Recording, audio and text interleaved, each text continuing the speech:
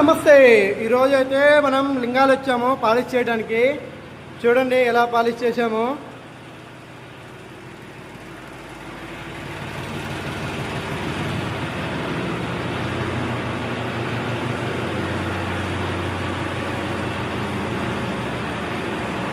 చూడండి మా glass polish. మనం మిషన్ నీడ పడుతుంది.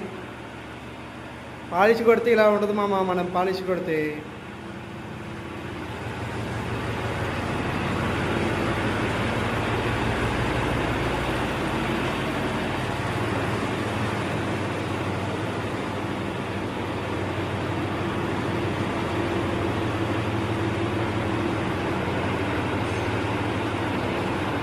గోడకి టైల్స్, వినాయకుడు షేపు.